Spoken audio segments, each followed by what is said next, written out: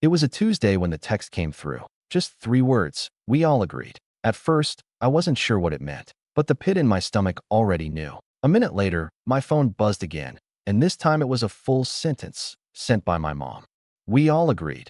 You're not welcome at the wedding. No punctuation, just that smug little dash she always used when she wanted to sound formal. A smirk in text form.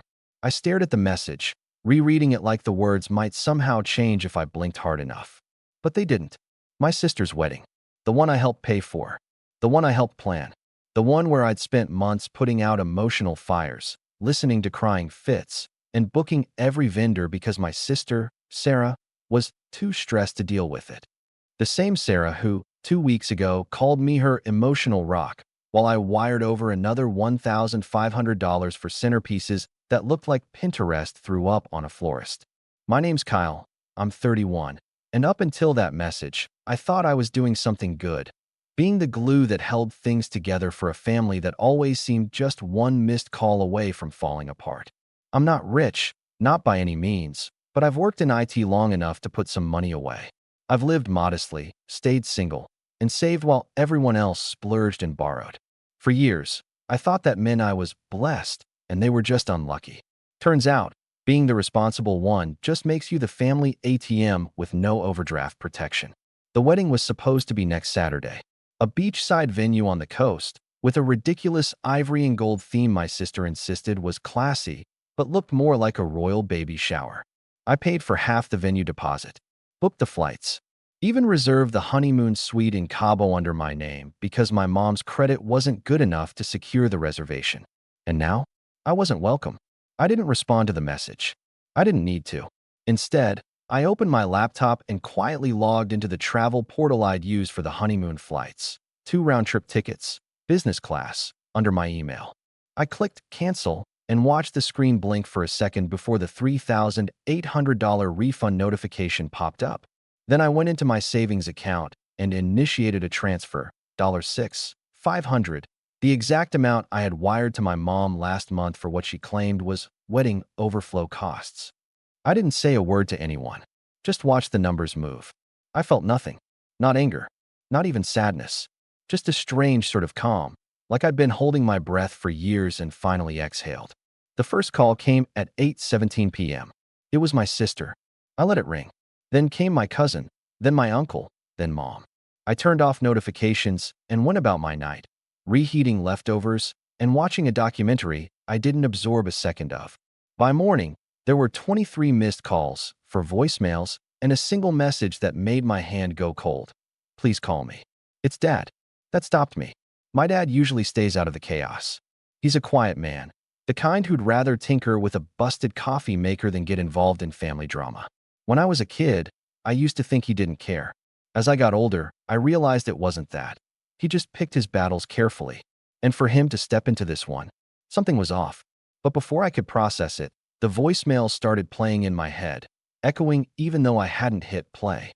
I imagined Sarah's whiny tone, Mom's theatrical sobbing, maybe a guilt-laced message from an aunt who hadn't texted me in 2 years. I wanted to delete them all.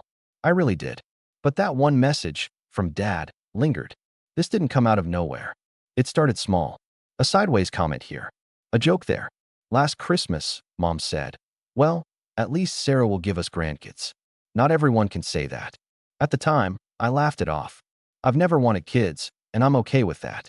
But it stung in a way I didn't admit. Then, during Sarah's engagement dinner, I noticed I wasn't seated at the main table. Just to keep things even, Mom had said. But my younger cousin's boyfriend, who'd only been around for 3 months, was seated next to the groom. I swallowed that one too. Like always. They were always little paper cuts, never big enough to justify a confrontation. Until suddenly, they were. After Sarah got engaged, everything became an emergency. Mom called me in a panic over cake samples. Sarah had meltdowns about bridesmaid dresses. I was expected to cover whatever the groom's family didn't. And I did, because I thought helping meant belonging. I thought showing up with my wallet was how I proved I mattered. But it never bought me a seat. It just made me the unpaid intern of their fantasy wedding. And now I wasn't even invited. I sat on the edge of my bed that morning, my laptop still open, the email confirmation of the canceled flights glowing like a quiet middle finger. I scrolled through the missed calls, each name a little louder than the last. Then I got to the message from Dad. Just 6 words. You need to see this now. That's when my stomach dropped. I stared at the message from Dad, my thumb hovering over the screen. You need to see this now. 6 words, but they carried the weight of something heavier than guilt. My father has always been a man of few words, but every one of them is measured. He's not dramatic like Mom, not manipulative like Sarah, and definitely not the type to panic. So if he said I needed to see something, it wasn't going to be another teary voicemail or passive-aggressive family group chat post. I called him. He picked up before the second ring. Kyle, he said, voice low. You got a minute? Yeah, I said, and suddenly my mouth was dry. What's going on? There was a pause. I could hear the muffled thrum of a television in the background, then the volume clicked off. I didn't know they were going to do that.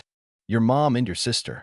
I just found out this morning, after they locked down the seating chart and made the announcement in the family group chat. I'm not even in the group chat, I muttered, more to myself than him. I know, he replied quietly. That's part of it. Another pause. Then he said, Kyle, they told everyone you chose not to come.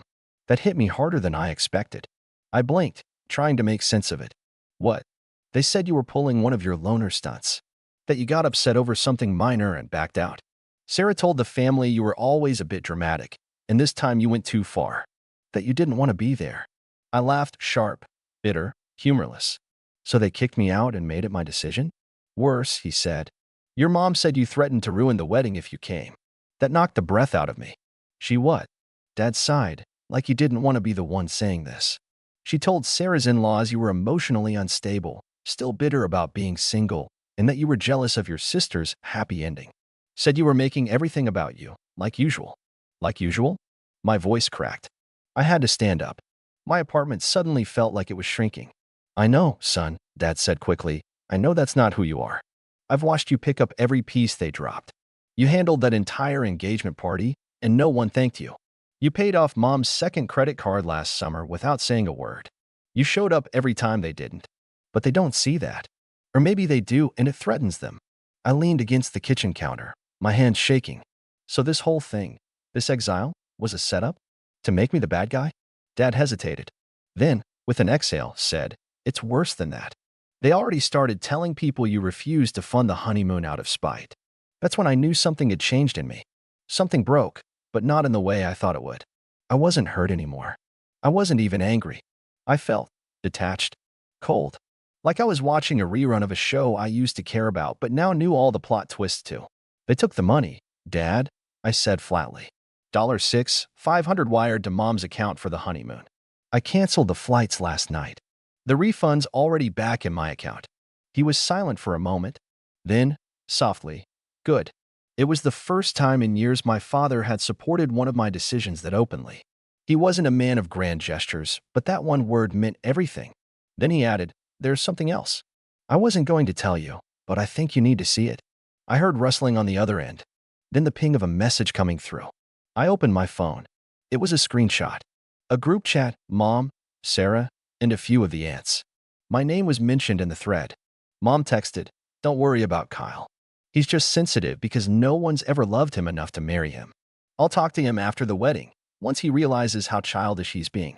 Sarah texted, He's a ghost. Let him fade. Just need to make sure he doesn't embarrass us. And Cheryl texted, So we're agreed, no +1 for him even if he begs? Mom texted, Exactly. No seat, no speech, no drama. He'll get over it. He always does. I read the messages twice, then a third time, and then I deleted them, not out of denial, but because I didn't need to see them again to know the truth. I'd always been an outsider in my own family. The helper, the fixer, the invisible glue. But glue doesn't get a seat at the table, it just holds everything else together while it cracks. And they were right about one thing. I wasn't going to beg. That evening, I sat down and began making a list, not of people to confront, but of systems to dismantle. They wanted me to fade quietly. But they'd forgotten something. I was the one holding the strings. The joint Costco membership with Mom? Canceled. The Hulu, Netflix, Disney Plus family plans? Removed their profiles. The auto payments I'd been quietly making on Sarah's student loan? Disabled. And the best part, the venue deposit for the wedding? Still under my name. Technically, I was the primary contract holder. They'd never paid me back for that check I wrote to lock in the date. I'd been meaning to deal with that paperwork later. No? It was at the top of my list. As I stared at the contract, hovering over the cancel reservation option, I smiled for the first time that day. Because if they thought I was dramatic before, they hadn't seen anything yet. By Wednesday morning, the silence from my end had them spiraling. The voicemails went from passive-aggressive to desperate. Sarah's tone morphed with every message, first annoyed, then pleading. Kyle, can we talk? I think there's been a huge misunderstanding. Mom didn't mean it that way. I didn't respond. I listened with my arms crossed, each new message only confirming what I already knew. They were trying to put the toothpaste back in the tube, and it was far too late for that. But I wasn't interested in revenge for the sake of ego. This wasn't about lashing out. This was about letting go and making sure they felt it. That afternoon, I sat down with a black notebook and started writing out every account, every auto payment, every password-protected bill I had my name attached to. I wasn't dramatic. I was thorough. The irony? They called me the cold one, the robot, the one who didn't feel things like the rest of us. They were right in a way. I didn't blow up. I didn't scream. I calculated. I logged in. Mom's phone plan, which I'd been paying for since 2019 when she got laid off. Suspended. She wouldn't even notice until she tried to make a call during her hair trial on Friday. Sarah's Venmo, which was connected to my bank as a backup card from when she overdrafted 3 times during college and never figured out how to remove it. Unlinked. And then I reported the suspicious charges on my account just for fun. Fraud protection is a beautiful thing. By Thursday morning, I had an email from the wedding venue. A polite but firm confirmation. Your cancellation request has been received. Per the contract, your deposit will be forfeited unless a replacement booking is secured. I smiled. Let them explain that to the 118 guests flying in for a Saturday ceremony that suddenly didn't have a legal reservation. Around noon, my cousin Mark called. He's the only one who ever treated me like a person, not a tool. His voice was tired. Kyle, what's happening? I didn't lie. I'm done funding a family that sees me as a wallet with legs. He sighed. They're freaking out. Good. Sarah's having a meltdown. She's saying you're ruining her marriage. I gave a dry laugh. If a canceled flight and a frozen honeymoon fund ruins a marriage, maybe it wasn't built to last. He didn't argue. He just said, I wish you'd told me sooner. I always knew they leaned on you too much. That night, I opened my laptop again and logged into my dad's old Dropbox account, the one we used when I helped him digitize all the family records a few years back. Inside was a goldmine of scanned receipts, emails, even the original invoice from the engagement party that I paid for but Mom conveniently forgot I covered. I created a new Google Drive folder, uploaded everything, and titled it Contributions from Kyle Nobody Wanted. Then I copied the link and sent it to every family member on the group thread. I didn't write a caption. I didn't need one. Less than 5 minutes later, I was kicked out of the family chat. Perfect. But the real turn came Friday morning, the day before the wedding. I was sipping coffee, enjoying the quiet, when I got an email from the groom's mother, Linda. We'd met once. She was kind, poised, and very by the book. The kind of woman who kept her silverware aligned and said darling instead of sweetie. Her message was short, but it rattled me more than any voicemail. Subject, concern about the wedding. Hi Kyle, I wanted to reach out directly. I've heard bits and pieces about what's going on, and quite frankly, I'm alarmed. If you have a moment, could we speak? I feel like I'm missing some very important information. Best, Linda. That was the moment I realized this wasn't just family gossip anymore. This was a thread unraveling from both ends. I called her. She answered immediately. Thank you for calling, she said, formal but with an edge of concern. I don't mean to overstep, but my son just informed me that the venue may have been canceled. It was, I said plainly. I paid the deposit. It was under my name. She was quiet for a second. That's not what we were told. I'm sure. Another pause. She cleared her throat. Kyle, I don't know what's been said, but I was told you declined to come. That you'd backed out because you were bitter. I let the silence hang, then asked, do bitter people usually pay for floral arrangements, the wedding cake, the DJ, and half the venue? Linda inhaled sharply. I was unaware of any of that. Of course you were. They needed someone to blame when I pulled out. And when I stopped funding it, they made sure to do what they always do, point the finger at me. Her voice lowered. I understand now why you've distanced yourself. I would have too. But, Kyle, there's something you should know. Sarah, she opened a joint credit card with your mom last week. And she used your name on the application. I froze. What? They claimed you co-signed. My husband caught it when we reviewed the final expenses. He recognized your name on the paperwork. That was it. That was the part that changed everything. I wasn't just the family ATM anymore. I was a target. I sat there, my coffee suddenly cold in my hand, the room closing in around me as Linda's words echoed in my ear. They claimed you co-signed. I hadn't. Not even close. I've always been careful about credit. Guarded, even. After watching Mom default on a car loan in my early 20s and drag her credit into the basement with mine tethered behind it, because yes, she had convinced me to co-sign that, I'd spent the better part of a decade fixing my financial reputation. I knew better. I hadn't signed anything for this wedding outside of what I paid for directly. Do you have a copy of the application? I asked Linda, my voice calm but clipped. I do, she said. Would you like me to send it to you? Immediately, please. A few minutes later, it landed in my inbox. There it was, staring back at me. An application for a high-limit wedding credit card with a forged digital signature. My name, address, social security number, even my old work email, probably lifted from tax forms or bank records they still had lying around. I didn't feel rage. I didn't feel sad. I felt clear. All these years, I'd been the fallback plan. The fixer. The silent financier. But forging my name? That wasn't desperation. That was entitlement soaked in fraud. That was theft. And it was the final straw. I filed a fraud report with the credit card company. Took screenshots of every detail. Then I filed a police report. I attached the documentation, the forged application, and a notarized statement of non-consent. Then I picked up my phone, and for the first time since Mom's smug message that started all this, I called her. She answered on the second ring, like she'd been waiting. Kyle, she said, her voice overly cheerful. I was just about to call you. Stop, I said, flat. I just want to hear it from you. Did you sign my name on a credit card application? Silence. Kyle, you're being ridiculous. That was just a backup in case the honeymoon ran over. You know how these things go. Did you sign my name? A long pause. Then, Sarah said you would have done it if you knew it was important. I let that hang there like a guillotine. That's not an answer, I said, my voice cold. But it's fine. You can explain it to the investigator when they call. That cracked her mask. What? Are you serious? Kyle, we're family. You're really going to make this ugly over a little misunderstanding? Mom, I said, cutting her off. You kicked me out of a wedding I paid for, lied to everyone about it, and committed fraud in my name. I didn't make this ugly. You did. I'm just putting it in the light where it belongs. Kyle, honey, please, we can fix this.